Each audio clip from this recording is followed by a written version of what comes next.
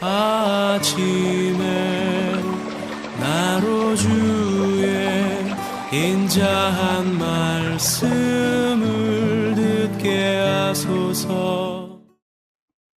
성도 여러분 안녕하세요. 수요일입니다. 오늘도 하나님의 사랑이 여러분들의 삶의 자리에 가득하기를 간절히 소망합니다.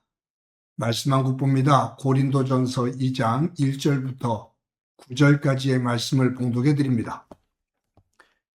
형제들아, 내가 너희에게 나아가 하나님의 증거를 전할 때에 말과 지혜의 아름다운 것으로 아니하였나니 내가 너희 중에서 예수 그리스도와 그의 십자가에 못 박히신 것 외에는 아무것도 알지 아니하기로 작정하였습니다. 내가 너희 가운데 거할 때에 약하고 두려워하고 심히 떨었노라.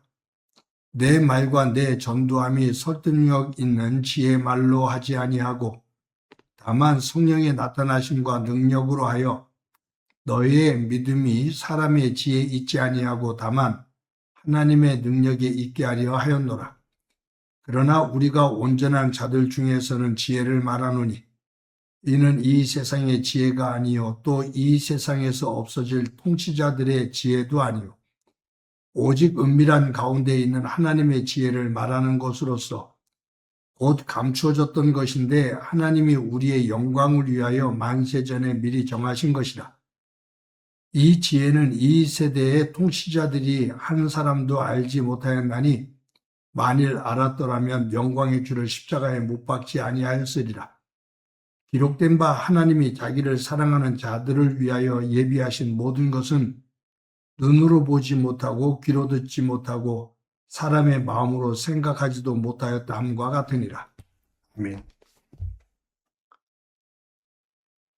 삶을 살면서 지혜로운 사람과 어리석은 사람의 차이가 몇 가지가 있습니다. 그 가운데 하나가 살면서 실수하고 실패하는 것, 또 잘못을 저지르는 것, 그것을 반복하느냐 반복하지 않느냐에 따라서 지혜로운 사람, 어리석은 사람을 구분할 수가 있겠죠. 어리석은 사람은 실수와 잘못을 자꾸 반복해서 합니다. 잘못됐다는 것을 알면서도 이것을 고쳐야 된다는 것을 알면서도 계속해서 그것을 반복적으로 살아요. 어떤 삶의 성장과 성숙이 없습니다. 지혜로운 사람도 실수를 하고 잘못을 저지르고 실패를 합니다.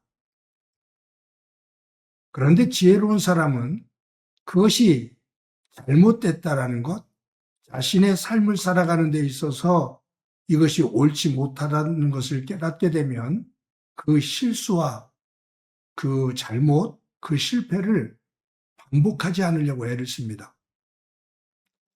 새로운 변화를 만들죠. 그런 면에서 어리석은 사람은 실패를 실패로 이어갑니다. 근데 지혜로운 사람은 그 실패를 발판 삼아서 더 성숙하고 성공적인 삶을 만들어 갑니다.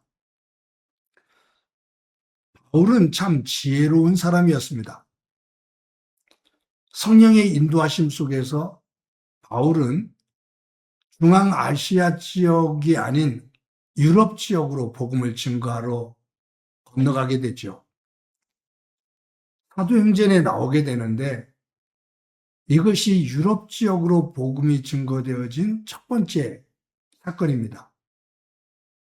바울이 마게도냐 지역으로 건너가서 빌립보에서 복음을 증거하고 다음에 데살로니가에서 복음을 증거하고 다음에 베레아에서 복음을 증거하고 다음에 아덴에 가서 복음을 증거합니다. 그리고 고린도에 가서 복음을 증거하고요. 근데 이 빌립보, 데살로니가 여기서 참 어려움들을 많이 겪습니다. 베레아에서는 사람들이 그래도 온유하고 신사적이어서 복음을 잘 받아들였어요. 그리고 나서 이제 바울이 아덴으로 들어가게 됩니다. 근데 이 아덴은 이 그리스 지역의 중심지잖아요. 이 고대 사회 속에서 철학의 꽃을 피웠던 세상의 식자들이 다 모여있는 당대 최고의 철학자들이 모여서 토론을 하고 논쟁을 했던 헬라 문화의 꽃을 피웠던 중심지입니다. 그런데 이 바울은 아덴으로 들어가면서 굉장히 의기양양했습니다. 왜냐하면 바울은 이 헬라 철학에 능한 사람이었거든요. 그는 당대 최고의 지식인 가운데 한 사람이었습니다. 그래서 아덴에 들어가서 최고의 지식인들을 만나면 그들과 시장에서 그 광장에서 토론을 하며 예수 그리스도를 증거하고 많은 지식인들을 하나님의 백성으로 전도할 수 있겠다라고 생각을 하고 자신만만하게 아덴으로 들어갔습니다. 그런데 바울은 자기가 생각했던 것하고는 전혀 다른 결과가 나왔습니다. 단 한 사람도 복음을 가지고 전도하지를 못하지요.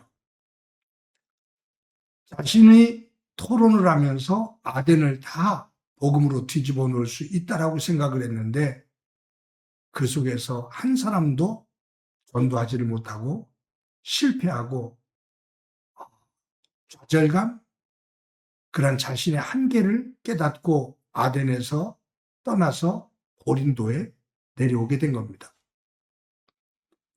그런데 사도행전 17장에 보면 바울이 아덴에서 복음을 증거할 때 그가 했던 내용이 짧게 우리가 한번 보면 사도행전 17장 16절부터 18절까지를 제가 한번 읽어드릴게요.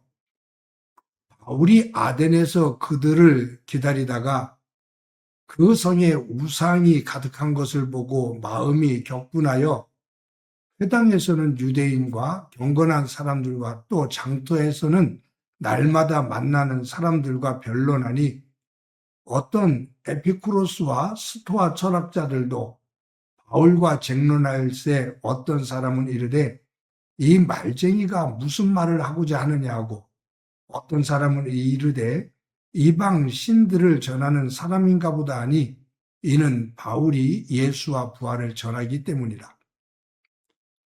바울은 아덴에 들어가서 유대인들을 만나고 또 거기서 온갖 철학자들을, 대표적인 철학자들을 만나서 거기서 복음을 증거하죠.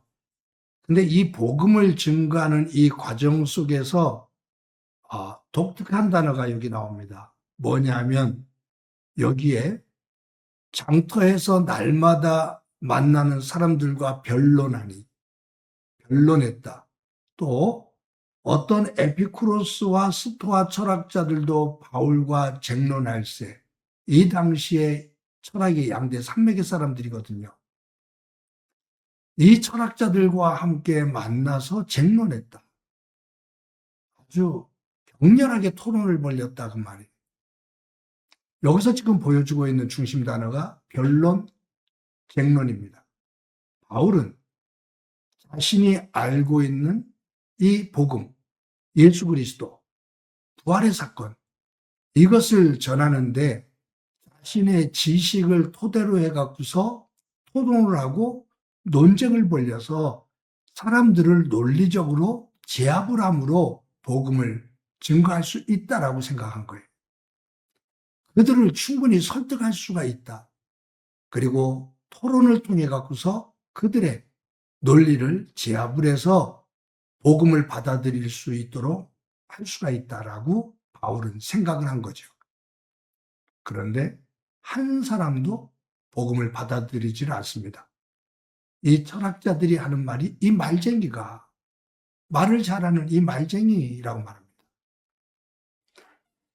여러분, 우리가 복음을 증거할 때 사람들에게 토론을 하고 논쟁을 하고 변론을 하고 그래서 이론적으로 그 사람이 주장하는 논리를 제압할 수 있다라고 생각을 하면, 제압할 때 복음이 증거될 수 있다라고 생각하면 오산입니다. 절대로 그렇지 않습니다. 사람들은 자기가 주장하는 논리가 꺾이면 도리어 자존심 상해하고 그 사람에 대한 거부 반응을 일으킵니다. 바울은 다른 데서는 그렇지 않았었는데 이 아덴에 들어갈 때는 자신이 가지고 있는 철학의 기반, 세상의 지식의 기반, 이것을 가지고 내가 물을 만난 물고기처럼 마음껏 복음을 증거할 수 있다라고 생각을 한 거예요. 인간적인 생각을 한 거죠. 그때 대실패를 합니다. 그리고 내려온 것이 고린도입니다. 고린도에 와서 복음을 증거할 때의 바울의 그 자세, 그 마음, 태도가 아덴과 다른 것을 보여줘요. 이것이 뭐냐면 여기에 보면 1절부터 보면 형제들아 내가 너희에게 나아가 하나님의 증거를 전할 때에 말과 지혜 아름다운 것으로 아니하였나니. 아덴에서는 사람의 지식, 철학과 이 지식을 가지고 논리를 가지고 복음을 증거하려고 했거든요. 복음은 이런 것이 아니다. 하나님의 복음은 사람의 지혜와 말로 되어지는 것이 아니다. 그것을 깨달은 거예요. 그 아덴에서. 그러면서 2절에 뭐라고 말하냐면 내가 너희 중에서 예수 그리스도와 그가 십자가에 못 박히신 것 외에는 아무것도 알지 아니하기로 작정하였습니다. 내가 아덴에서 대실패를 한 다음에는 내가 이제는 어떤 세상 지식을 이용해서 그 지식을 토대로 또 거기에 끈을 놓고 내가 복음을 증거하는 것을 하지 않겠다. 내가 이제는 예수 그리스도의 십자가에 못 박히신 것, 예수 그리스도와 그분의 죽으심, 그것 외에는 어느 것도 내가 알지 않기로 작정했다. 그러면서 3절, 4절에 내가 너희 가운데 거할 때 악하고 약하고 두려워하고 심히 떨었노라. 아덴에 들어갈 때하고 다른 모습이죠. 내가 약하고 심히 떨었다. 그러면서 하는 말이 4절에 내 말과 내 전도함이 설득력 있는 지혜 말로 하지 아니하고 다만 성령의 나타나심과 능력으로 하여. 여기에 내 말과 내 전도함이 내가 가지고 있는 지식으로 설득함으로 되는 것이 아니라 다만 성령의 나타나심과 능력으로 했다. 그러면서 마지막 절 너희의 믿음이 사람의 지혜에 있지 아니하고 다만 하나님의 능력에 있게 하려 하였노라. 복음이 사람의 지식의 토대 위에 있는 것이 아니라 설득을 해서 설득력 속에서 되는 것이 아니라 오직 그 믿음은 하나님의 능력, 사람의 지혜가 아닌 하나님의 능력, 하나님의 은혜, 하나님의 십자가의 도, 이것을 통해서 복음이 증거되어진다. 그 말이에요. 사랑하는 성도 여러분, 저와 여러분의 믿음이 예수 그리스도의 십자가의 죽으심, 그 보혈, 그 은혜로 시작이 되지요. 절대적입니다. 믿음은 하나님의 선물입니다. 하나님께서 베풀어 주시는 그 은혜를 깨닫는 그 순간부터 믿음의 세계는 시작이 됩니다. 그런데 잘못하면 우리의 믿음이 은혜로 시작이 되어서 자기 자랑으로 끝나게 되면 그 믿음은 곁길로 가는 겁니다. 바울이 지금 그것을 말하는 거예요. 내가 예수 그리스도의 은혜를 통해서 구원을 받고 복음을 증거하는 자가 되었는데 아덴에서는 그 은혜보다 내가 가지고 있는 지식을 가지고 전달하려고 했어. 거기서 크게 실패를 했어. 나는 이제 내가 알고 있는 지식과 경험의 토대로 그것을 의존하지 않고 오직 예수 그리스도 그리고 그분의 십자가의 은혜만을 나는 성령님을 통해서 전할 뿐이야. 그 속에서 우리의 믿음의 세계가 열려졌어 라고 말을 하고 있는 것이죠. 사랑하는 성도 여러분, 저와 여러분의 믿음이 우리의 의와 우리의 지식이 아닌 예수 그리스도의 십자가의 보혈, 하나님의 은혜 위에 우리의 믿음이 온전히 세워져서 우리의 삶이 하나님께 영광이 되어지는 소중한 삶이 되어지기를, 또 우리의 실수나 실패들이 도리어 성령 안에서 다져지고 고쳐지면서 더 성숙한 믿음의 자리로 나아가는 은혜가 있기를 간절히 소망합니다. 한번 기도합니다. 하나님 감사합니다. 오늘도 소중한 날 주신 것 감사합니다. 우리 아덴에서 복음을 증거할 때 자신이 가지고 있는 지식과 자기가 가장 잘할 수 있는 내용을 가지고 그것을 의지해서 복음을 증거하다 크게 실패를 하고 고린도에 와서 이제는 성령님의 능력을 믿고 하나님의 말씀만을 의지해서 복음을 증거하는 모습으로 변화되어진 것을 봅니다. 저희들의 믿음이 하나님의 은혜 토대 위에 굳건하게 서게 하시고 우리도 살면서 실수하고 실패하는 것들이 그대로 반복되어지는 것이 아니라 그것이 발판이 되어 더 성숙한 믿음으로 발전하고 성장하는 귀한 믿음 되도록 은혜 베풀어 주옵소서. 예수님의 이름으로 기도드립니다. 아멘.